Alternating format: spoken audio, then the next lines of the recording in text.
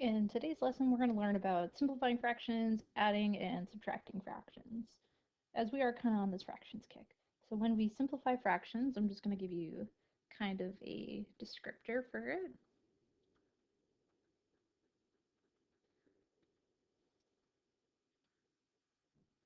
So the simplified form of a fraction, I should write that a little more correct. The simplified form of a fraction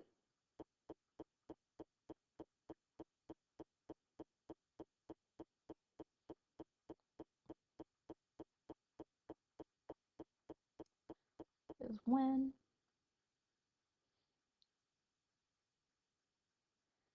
the numerator and denominator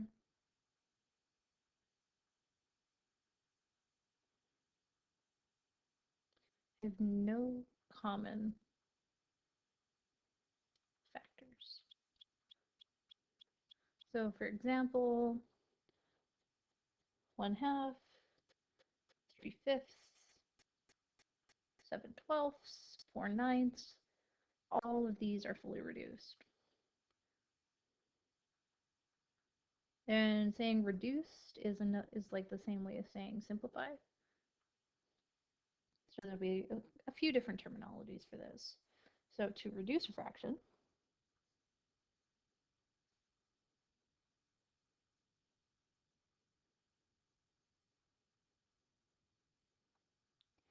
we will divide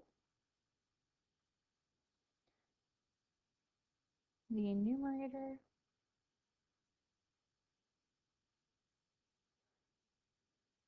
and the denominator.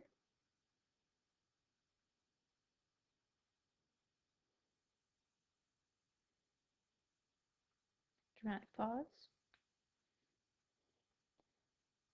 By the same number. And I have that in red because you can't just go off and start doing one thing to the numerator and a different thing to the denominator, because then it's just not going to work out properly and you're not keeping balance in your equation. So let's do an example of how to do it properly. So let's say I had 25 over 60. We kind of have to remember our divisibility rules for this, or we can at least guess and check. But it has to be a number that divides evenly, so it must be a factor. So I'm going to put a little note here.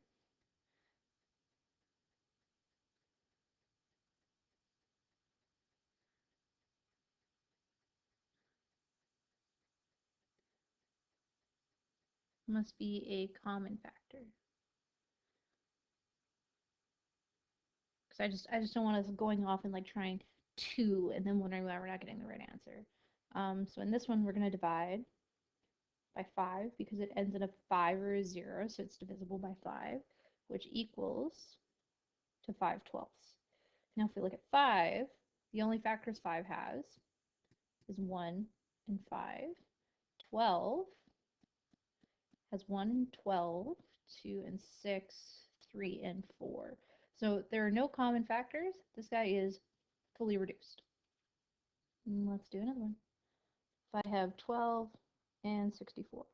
Sometimes you won't know what the greatest common factor is offhand, and that's fine.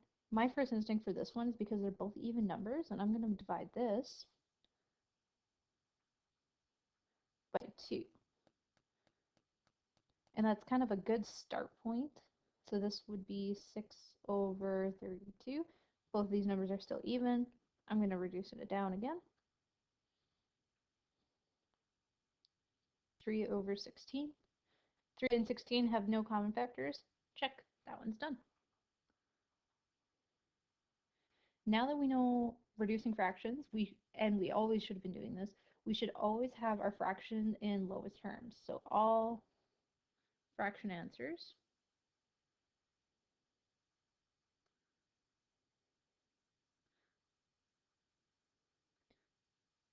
must be in lowest terms.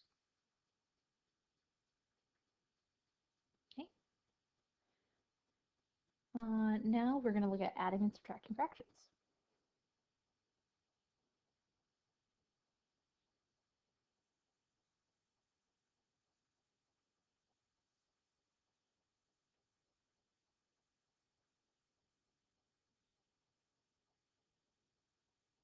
So in our last video, we talked about that smiling X method. We're going to stick with that. That one I know is tried and true, and it always works. So that's not where those go. So in this case, when we do it, this will be 1/3 plus 5/7 is equal to, so the first thing that we have to do is we're going to multiply here. So that gives us the denominator of 21, and you can notice how this is different than when we compare them because we're going to have everything over one fraction.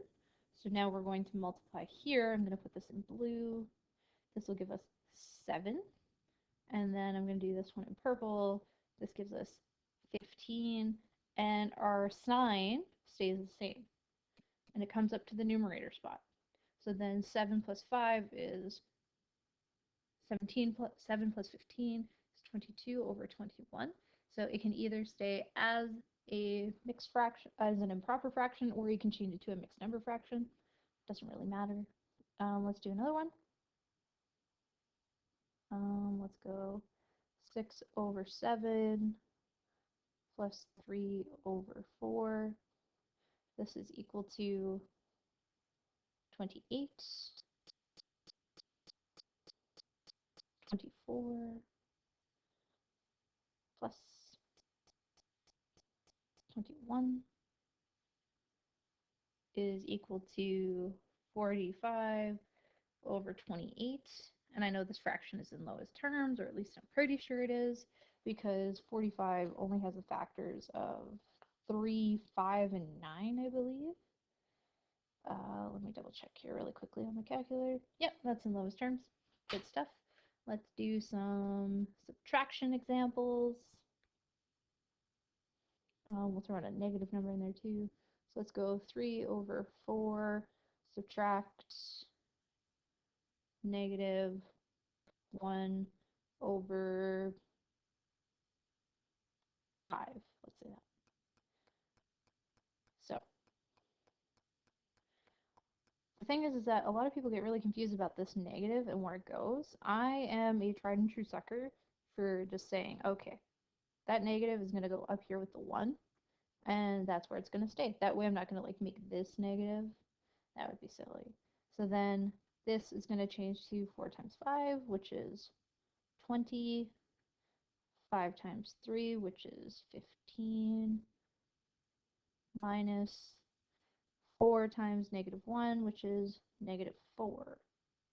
So then negative negative, change it to a positive, is equal to 19 over 20. 19 is prime, so we know that one's in lowest terms. Let's do another one. Let's do 5 over 3, subtract, oh, let's go negative 5 over 3, subtract 1/2.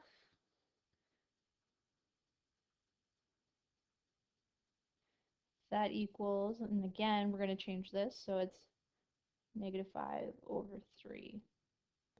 Like this, rather than saying negative 5/3 or 5 over negative 3. That's just where I keep it, and it always works for me. So here, this is 6. This is negative 10 minus 3. So I'm starting at negative 10. I'm going to go down by 3 more. That gives me negative 13 over 6. And I'm going to give you guys a little cheat to check to see if your thing is in lowest terms. You still have to show your work, but it's a good way to check yourself. So to check lowest terms,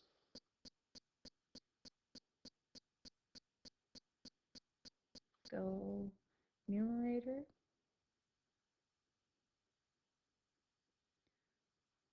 You should have a key on your calculator that looks something like this, like an A, B, C.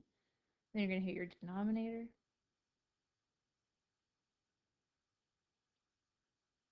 And then you're going to hit your equal sign. This should reduce it.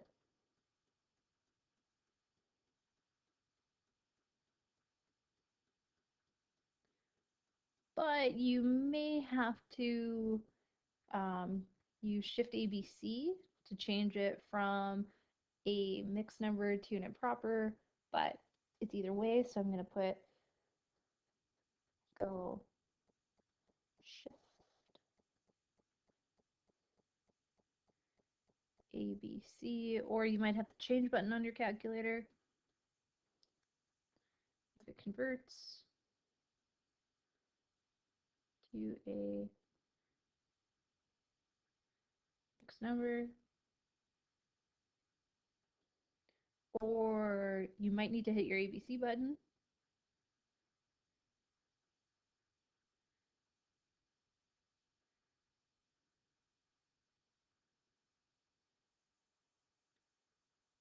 If it converts into a decimal.